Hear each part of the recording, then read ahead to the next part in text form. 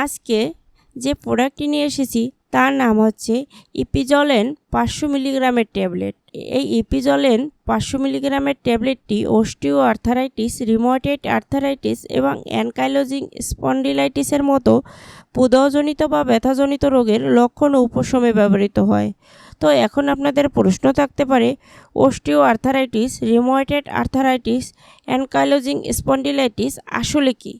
চলুন সংক্ষেপে জেনে নেওয়া যাক, তাহলে এই ট্যাবলেটটি সম্পর্কে আপনাদের ধারণা আরও পরিষ্কার হবে। অস্টিও আর্থারাইটিস হলো জয়েন্টের ক্ষয়জনিত একটি রোগ। এতে হাড়ের দুই প্রান্তে থাকা কার্টিলেজ বা তরুণস্থি ধীরে ধীরে ক্ষয় হয়ে যায়।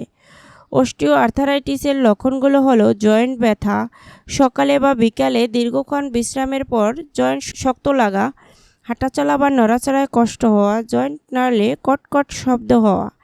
রিউমাটয়েড আর্থারাইটিস এমন একটি রোগ যার ফলে জয়েন্ট ব্যথা, ফোলাভাব, শক্তভাব দেখা দেয়।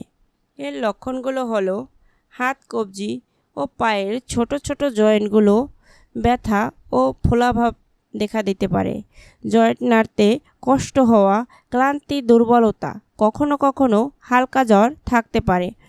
অ্যানকাইলোজিং স্পন্ডিলাইটিস একটি দীর্ঘমেয়াদী প্রদাহজনিত রোগ যা প্রধানত মেরুদণ্ড ও জয়েন্টকে আক্রান্ত করে। সময়ের সঙ্গে সঙ্গে মেরুদণ্ডের হাড়গুলো একসঙ্গে জোড়া লেগে যেতে পারে, ফলে পিঠ শক্ত হয়ে যায়, নড়াচড়া সীমিত হয়ে পড়ে। আর এ সকল ক্ষেত্রে ইপিজলেন 500 মিলিগ্রামের ট্যাবলেটটি ব্যবহার করা হয়ে থাকে। এবার জেনে নেওয়া যাক এই ইপিজলেন ট্যাবলেটটি কিভাবে সেবন করবেন।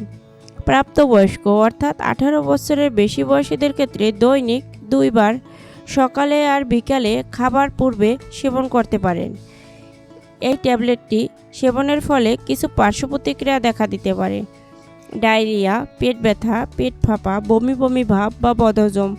গর্ভাবস্থায় ও স্তন্যদানকালীন সময়ে চিকিৎসকের পরামর্শ ছাড়া এই ওষুধ ব্যবহার করা উচিত নয়।